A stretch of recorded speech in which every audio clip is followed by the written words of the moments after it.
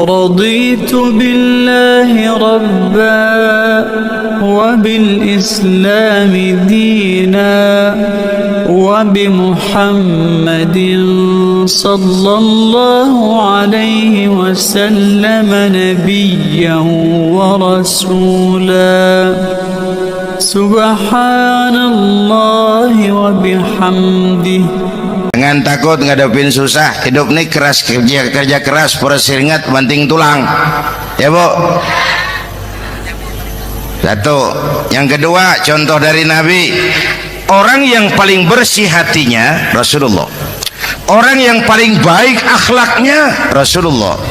Orang yang bahkan sudah dapat jaminan ampun dari segala dosa Rasulullah. Tapi orang yang kalau sholat malam sampai bengkak kakinya karena rajin sujud Rasulullah. Aspek ibadah. Laqad ja'akum rasulun min anfusikum. Kalau kambing disuruh nyontoh ayam, yang nyuruh nyontoh kagak punya pikiran. Ya, kagak level. Kambing mah nyontohnya kambing, kebo nyontohnya orang, nyontohnya orang. Makanya Nabi kita orang, bukan malaikat, bukan jin, bukan dewa, manusia. Kalau manusia disuruh nyontoh manusia, itu perintah masuk akal, predispositionnya sama. Kalau disuruh nyontoh malaikat mah ribet kan. Malaikat bagaimana nyontohnya, dia mah tidur kagak, makan kagak, sama duit budeg, sama perempuan kagak open, lah susah nyontohnya. Ya,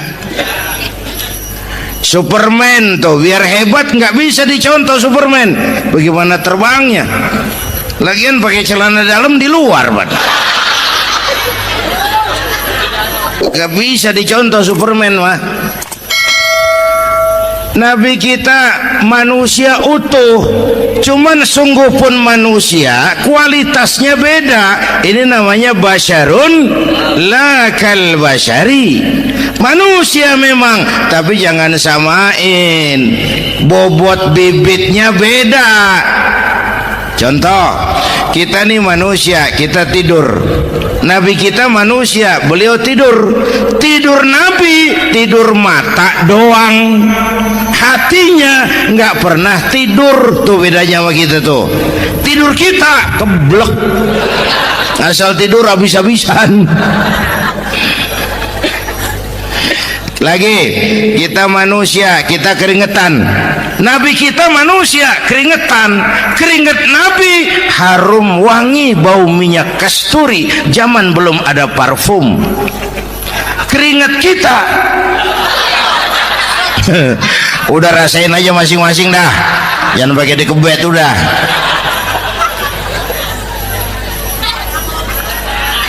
Contoh lagi, kita nih manusia nih, kita beludah nggak? Nabi kita manusia, beliau juga beludah. Ludah Nabi obat, ludah Nabi. Itu kan waktu mau hijrah kan sama Sayyidina Abu Bakar, sampai di Gua Sur, Sayyidina Abu Bakar bilang, saya turun duluan ke gua ya Rasul. Ngapain? Bersihin gua, takut ada binatang berbisa. Silakan turun. Sayyidina Abu Bakar bersihin gua, bener tuh, tangannya digigit kalajengking, sakit, ngebet, bengkak. Kalajengking Arab ya, emang di Arab kejadiannya. Gua heran nyaut aja badan. Ditahan aja, udah aman ya Rasul, silakan turun. Lama-lama dalam gua berduaan kelihatan juga Sayyidina Abu Bakar mukanya pucat. Nabi tanya, mabalu kayak Abu Bakar? Abu Bakar kenapa? Nggak apa-apa. Berat meninggalkan Mekah? Enggak. Malas hijrah ke Madinah? Enggak. Takut diubur-ubur Quraisy? Orang kata enggak, itu mah enggak. Lah kenapa muka kamu pucat? Tangan digigit kalajengking. Ngapa nggak ngomong dari tadi? Saya nggak mau nyusahin Tuhan ya Rasul. Biar saya tahan, asal jangan nyusahin Tuhan. Jangan begitu kau. Sini tanganmu, diambil sama baginda Nabi. Bismillahirrahmanirrahim. Cuh, diludahin, ringkes, sembuh saat itu juga. Ludah Nabi. Pengen tahu kita yang ludahin, bengkak campur koreng.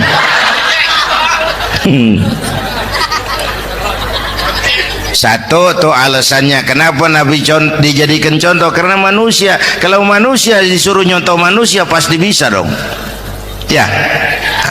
Yang kedua, karena tadi kata Bang Haji Oma, pribadinya itu pribadi yang multidimensi.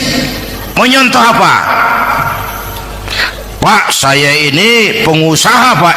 Nabi umur 9 tahun udah ke Syria tuh, dagang lintas negara Syam tuh. Saya jenderal Pak, Nabi mimpin tentara di medan perang Mas. Saya mau balik Pak, Nabi dakwah Bung. Saya guru Pak, Nabi ngajar Mas. Innama bu'istu mu'alliman, aku diutus sebagai guru, guru umat, guru bangsa. Saya politisi Pak, Nabi diplomat ulung Bung. Saya presiden Pak, Nabi mimpin bangsa dan negara Mas.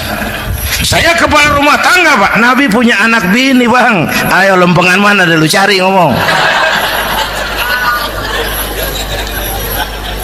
Malah Nabi Isa tuh nggak bisa jadi contoh bagaimana membina rumah tangga bahagia. Bagaimana membina rumah tangga bahagia menurut contoh Nabi Isa? Nggak ada Mas. Kenapa? Nabi Isa belum sempat kawin. Ya, Nabi Isa belum sempat kawin. Ada pengikut Nabi Isa menyangka nggak kawin ajaran Nabi Isa, pada ngikut lagi nggak kawin. Tuh pastor tuh mubazir, orang dikasih perabotan. Bang bener, saya kalau dalam Islam kiai kagak boleh kawin, saya pilih berhenti jadi kiai. Kalau kagak ada giro-giroan, botak rambut.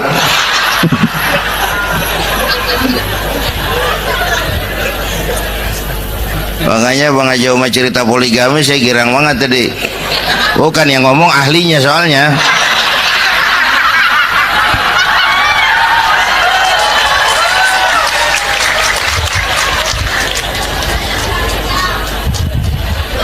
Dadah gitu aja deh ya. Nah kata Imam Busair ini yang dahsyat, ka'annahu wa huwa fardun fi jalalatihi fi askarin hina talqahu wa fi hasham. Sepertinya kehebatan Rasulullah itu sama baik sendiri maupun di tengah tentara. Artinya begini, orang hebat banyak, tapi yang hebat di mana-mana susah nyarinya. Baginda Rasul ini lagi duduk hebat, lagi jalan hebat, ada di pasar hebat, lagi di masjid hebat, di medan perang hebat, di depan anak-anak hebat, di mata musuhnya hebat, di depan sahabatnya hebat, di mata istrinya hebat, di mana-mana hebat. Lah susah jadi orang begini Bang. Ya, kita mah hebat juga setempat. Di kantor hebat, sekantor orang diomelin. Di kantor, pulang ke rumah dikeplak sama bininya diem aja. Ini di depan bininya dia kagak hebat dia mah.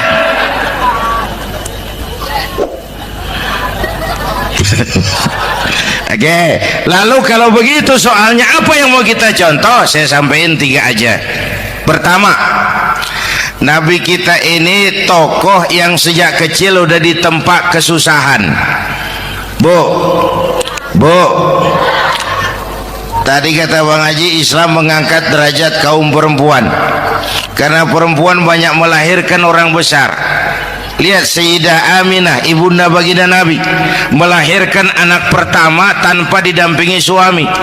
Meninggal suaminya, sedih hatinya, remuk perasaannya, tapi tegar jiwanya. Dilahirkannya bayi bernama Muhammad, diasuhnya penuh kasih sayang, diantarnya menjadi orang besar dan memang dibesarkan oleh Allah. Itu contoh tuh Bu. Bilangin anak-anak tong bocah Nabi ngangon kambing tong. Sekolah tong, jadi orang gede. Baba lu tibang tamat SD lu sarjana lu.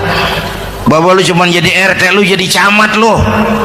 Biarin malu baba lu pala jadi kaki, kaki jadi pala, asal lu terus sekolah. Bu, anak sekolahin. Gelang doang digedein lu. Nih kan kita Betawi no pendidikan ngentengin banget kotan. Udah dong, jangan tinggi-tinggi sekolah udah. Ngapa mak? Baba lu kagak sekolah hidup no. Hidup dong, pun jamu monyet juga hidup. Bu, anak sekolahin.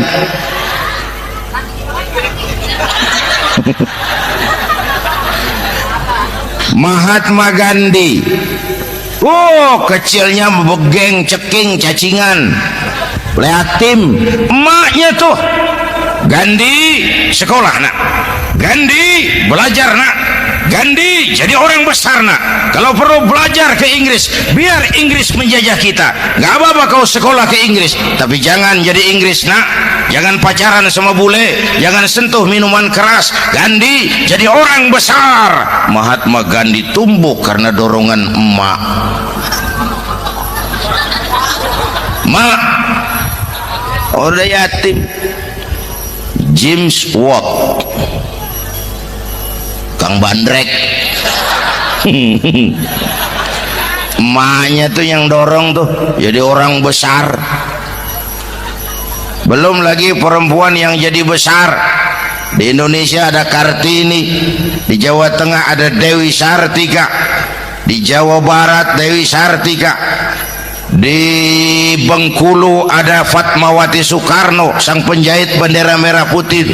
Di Aceh muncul Laksamana Malahayati, disusul kemudian oleh Cut Nyadin, baru kemudian muncul Cut Koko, Cut Meme, Cut, ya udah tak cut lain dah.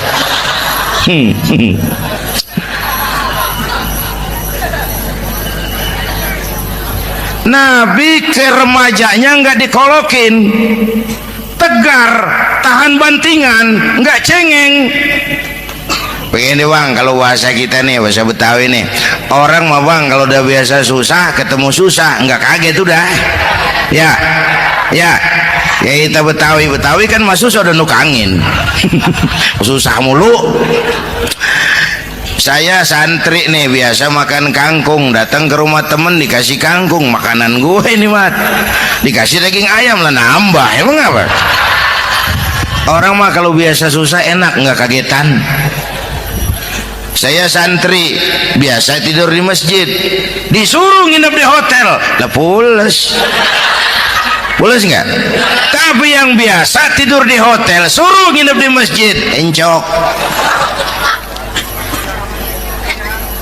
Makanya kemarin tuh waktu menteri-menteri baru dilantik tuh saya ngarepin tuh, mudah-mudahan nih menteri ini begitu dilantik bacaannya nawaitu sauma ghadin. Lu pada niat puasa dulu dah, entaran. Puasa kan bukan kagak boleh, nunda doang, nunda puasa mah. Tempe boleh maghrib, tahu boleh maghrib, air kelapa boleh maghrib. Lu menteri pada mau naik mobil mewah boleh, ntar kalau ekonomi udah mendingan, rakyat udah pada legaan napasnya. Ya sebab apa? Itu duit buat mobil para menteri kan duit negara. Duit negara kan duit rakyat. Duit rakyat kan duit gue juga, itu ada di situ. Gue bayar pajak.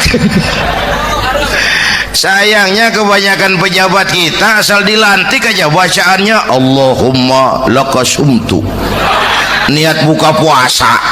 Orang buka puasa kan kemaruk apa jadi gares ya. Bu, jadi benar Islam mengangkat harkat, derajat, martabat kaum perempuan. Kata Bang Haji Umar tadi, dengar nggak tuh? Waktu Nabi ditanya, ya Rasul, siapa yang paling harus saya taati di dunia? Ibumu. Setelah itu ibumu. Setelah itu ibumu. Setelah itu bapakmu. Ibu 3 kali disebut, bapak. Coba pikirin, ibu 3, bapak 1. 1 bapak. Ini bagaimana ngitungnya, jadi kerok begini nih ngitung nih.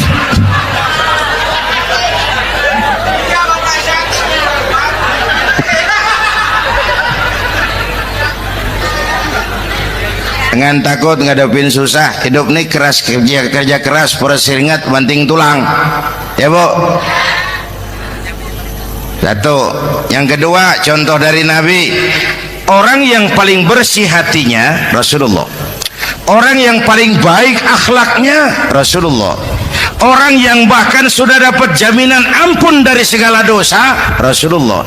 Tapi orang yang kalau sholat malam sampai bengkak kakinya karena rajin sujud Rasulullah. Aspek ibadah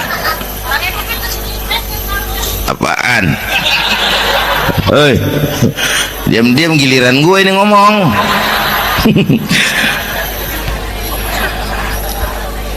Lo ngomong lagi udah gue pulang. Canda neng. Udah gantian ya. Ya.